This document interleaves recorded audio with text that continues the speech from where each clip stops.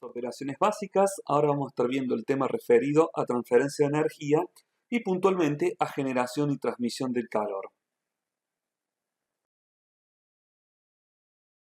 Dentro de este tema vamos a separarlo en dos subgrupos, uno que es la generación de calor, en donde vamos a estar viendo los equipos que son destinados para proveer energía o transmisión en forma de calor posteriormente. Entonces, estos equipos para generar energía vamos a configurar los distintos tipos de elementos o servicios que van a necesitar para poder transformar esos servicios en energía y en calor.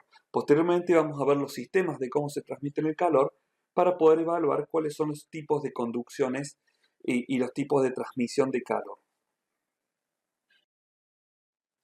En generación de calor vamos a estar viendo los primeros ítems relacionados a la utilización de los distintos recursos. Cuando hacemos referencia a generación de calor, nosotros tenemos que ver que para la generación de energía o generaciones de calor van a participar lo que es la generación de vapor y de usos, y ya vamos a ver por qué el vapor y sus usos son muy importantes en lo que se conoce como generación de energía o de calor. La utilización de combustibles, y ahí por combustibles estamos utilizando los diferentes tipos de combustibles, ya sean que sean combustibles sólidos o combustibles fluidos, como por ejemplo puede ser el carbón, o los fluidos como un gas o como combustible líquido, y también la utilización de energía. ¿Por qué? Porque la elaboración de los alimentos, independientemente del tamaño, de la envergadura, de lo grande que sea el emprendimiento industrial que nosotros tengamos, o de la institución, o del establecimiento, o la organización que elabore estos alimentos, vamos a necesitar de suministros básicos para las operaciones, como son la provisión de energía eléctrica, que tiene que haber una buena cantidad y potencia de energía eléctrica para poder brindar todos los requerimientos energéticos de los equipamientos y de las instalaciones que nosotros utilicemos en los procesos para elaborar ese producto y también para comercializarlo. También vamos a necesitar combustibles como por ejemplo el gas o los líquidos. También puede ser algún combustible sólido, pero ya no son tan usados. En algunas industrias todavía se utilizan mucho, pero no en la industria de los alimentos. Y también tenemos algún otro servicio, como es por ejemplo la provisión de agua, pero en este caso la provisión de agua no va a ser útil para lo que es la generación de vapor. También nosotros significa que estos utilización de combustible me parece que también se puede utilizar en lo que son los denominados quemadores de combustibles, en donde nosotros tenemos ahí un quemador, que es como si fuera una hornalla de cocina, en el cual el gas es quemado. Pero bueno, ya vamos a pasar a explicar cada uno de los siguientes puntos de generación de energía. Generación de vapor. Muy bien. El agua pasa a vapor por medio del uso de otras fuentes de energía, como por ejemplo los combustibles que quemamos o la energía eléctrica. Esas fuentes de energía hace que el agua pase a un estado de vapor. El principio de interacción entre una superficie caliente con el agua, el cual transmite energía suficiente para pasar el agua de estado líquido a gaseoso. Se puede utilizar combustible como el gas natural o derivados del petróleo, en los que se dan las calderas, o si utilizamos energía eléctrica, fundamentalmente lo sabemos llamar como calentadores eléctricos, aunque también se les saben decir calderas eléctricas. El agua en estado de vapor representa una fuente de energía. ¿Por qué? Porque aporta presión, es decir, permite que haya movimientos mecánicos y cinéticos, como por ejemplo nos viene a referencia lo que eran las locomotoras de vapor, que este vapor que se generaba, al incrementar su presión, movía o desplazaba en forma mecánica las ruedas de la formación del tren. Y también, además de aportar presión, aporta temperatura cuando condensa sobre el producto o sobre alguna lámina, sobre algo que quiere tocar y transmitir calor. Entonces cuando lo toca, hace una condensación y de esa manera transmite calor, hace un intercambio de calor. Acá nosotros podemos ver que los sistemas de generación de vapor más comunes que nosotros podemos encontrar son los tubos de fuego o los tubos de agua. Y dentro de los tubos de agua, esos son los que son más utilizados a nivel de la industria porque son los que presentan la mayor performance y eficiencia. En cuanto a la caldera, nosotros acá vemos una caldera que es de combustión a gas y también abajo tenemos lo que vendría a ser una caldera de generación de vapor eléctrico, que es un calentador eléctrico.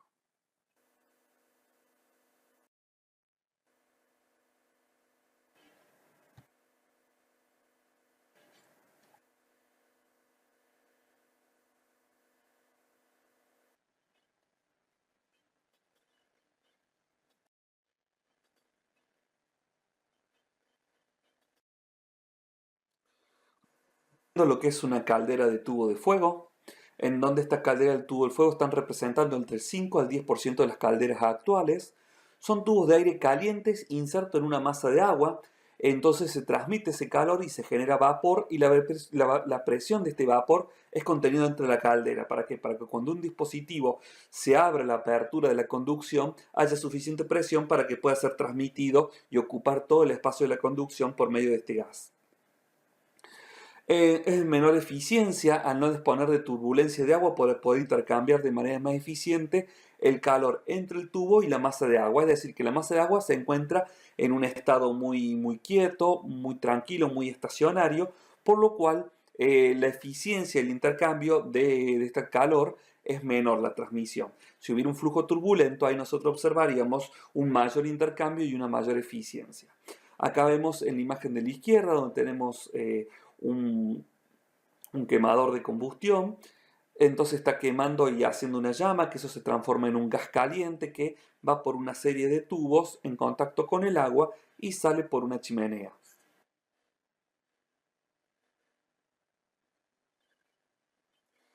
De esa manera se genera que el agua se transmite y se transforme en vapor por el calor y pueda ser disponible para utilizarla. Acá vemos otra imagen ya de un corte transversal, un corte perpendicular, perdón dicho, en donde nosotros estamos viendo cómo se vería ese gran círculo amarillo rojo en el centro, que vendría a ser donde está la cámara de fuego, y después tenemos los tubos de humo o tubos de fuego de segunda línea, donde son más calientes, y de tercero, que ya son un poco más fríos.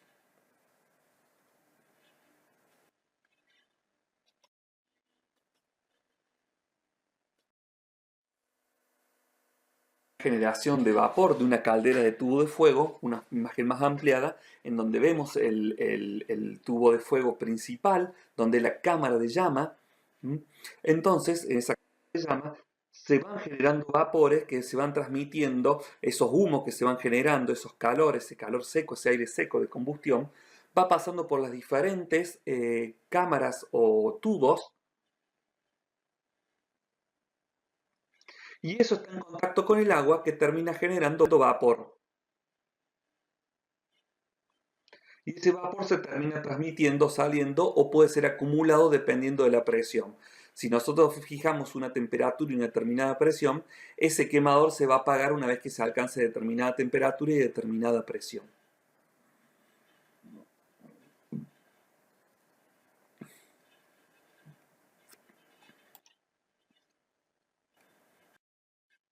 Acá estamos viendo cómo funcionaría una caldera de tubo de fuego, en donde nosotros podemos ver cómo en la cámara de combustión esa llama está generando un aire caliente, un humo de la combustión, y van pasando por diferentes cañerías que entran en contacto con el agua y de esa forma termina generando vapor.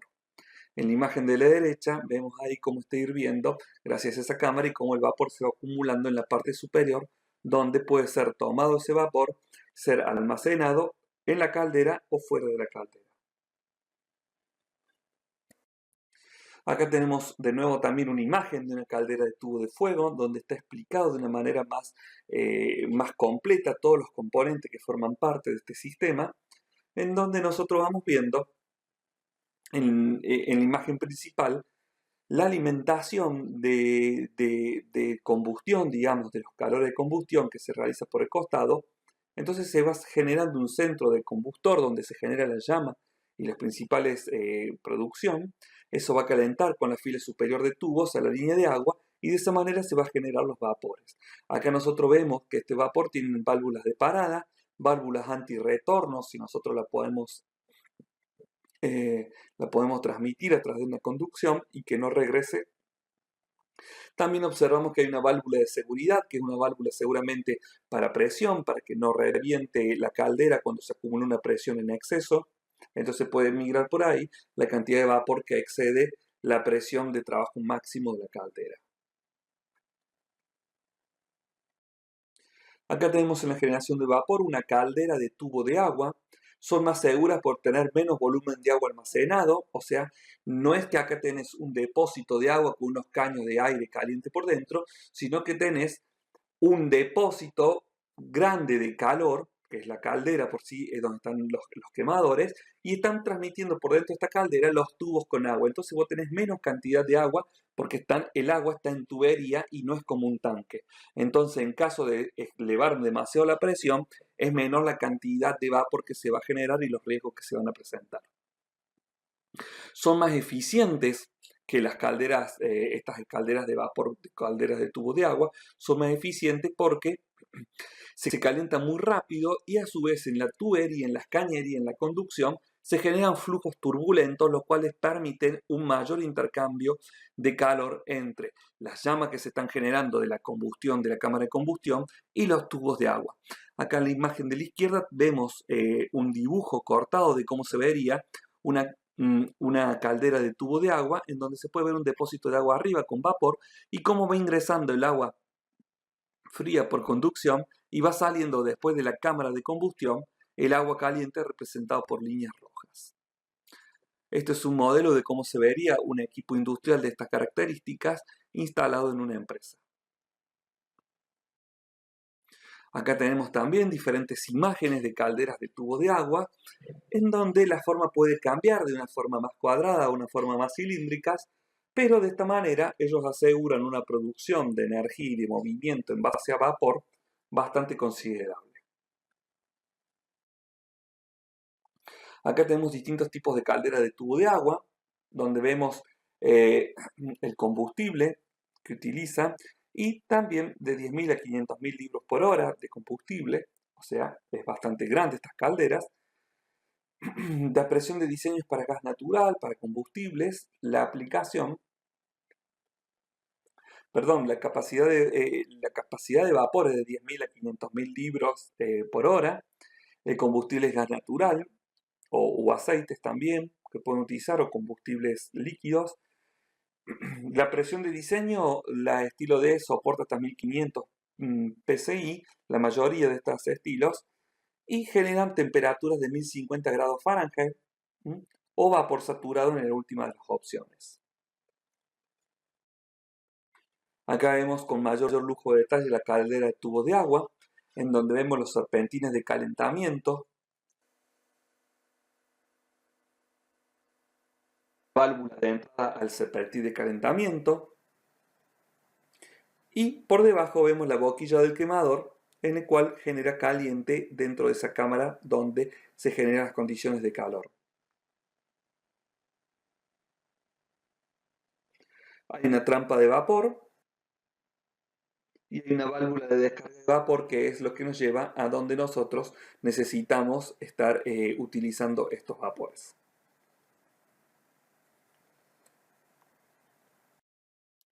Acá tenemos también la presentación de una caldera de quemas múltiples en donde tenemos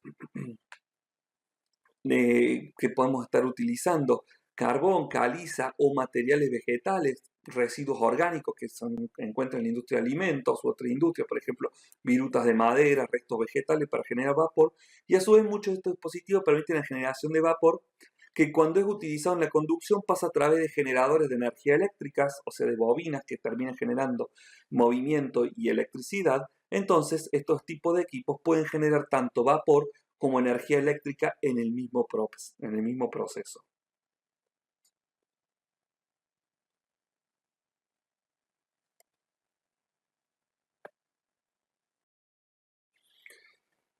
Lo que vamos a estar viendo ahora es termodinámica de los cambios de fase en la generación de vapor, en donde tenemos un encuadro, una entalpía, donde nosotros podemos observar del lado izquierdo el líquido subenfriado, que es el agua líquida, que se encuentra en estado líquido en todos sus componentes, hasta que llega a esa curva que se llama curva de líquido saturado, donde en ese momento, a una presión relativa ambiente de 0,1 megapascales, que es la presión atmosférica, cerca de los 100 grados encontramos la curva de líquido saturado, es decir, cuando se encuentra en equilibrio con la fase de producción de vapor. Esa campana que nosotros observamos Pero antes vemos del lado derecho que van a estar los vapores sobrecalentados, que vendría a ser que todo el agua se encuentra en estado gaseoso, solamente que se le está aportando más energía, por lo cual va a incrementar su temperatura. Dentro de entre el líquido subenfriado y el vapor sobrecalentado tenemos una curva. Esa curva es una zona de combinación, una zona de mezcla de líquido y vapor, donde de acuerdo a la cantidad de energía que nosotros estemos aplicando, vamos a tener en equilibrio una cantidad determinada de vapor y de agua líquida. Esta combinación es lo que se denomina la calidad del vapor. Y por ejemplo, una calidad del 80% a mí me está indicando de que tenemos 80% de vapor y 20% de agua líquida. Entonces, de esta manera nosotros sabemos qué cantidad de energía deberíamos aplicar al sistema para poder tener esa determinada cantidad de vapor siempre y cuando el vapor no se vaya del sistema, porque si no, no lo lograríamos. Entonces, si estamos hablando de un sistema cerrado, nosotros sabemos cuánta cantidad de entalpía, de energía tenemos que aplicar al sistema para poder tener esa calidad de vapor.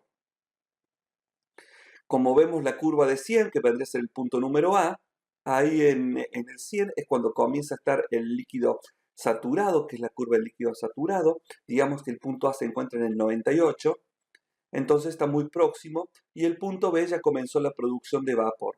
En el cruce de esa línea paralela al eje de entalpía, ahí esa es la línea de temperatura de los 100 grados. Entonces, la curva de líquido saturado, cuando se cruza con la línea paralela, que podría ser la línea ABCD, esa es la línea de temperatura de 100 grados, donde la temperatura no se ve incrementada, sino que lo que se incrementa es la cantidad de vapor que se va generando dentro del sistema a una misma presión de megapascal, es decir, evaporo todo el líquido. De esa manera llegamos al punto C, donde ahí estaríamos en la curva de vapor saturado, es decir, que todo el agua se ha transformado en vapor, y a partir de ahí, más agregados de temperatura nos va a generar una mayor cantidad, de energía que yo siga aplicando a este sistema, va a hacer que este vapor esté sobrecalentado, que comience a trabajar a una mayor temperatura.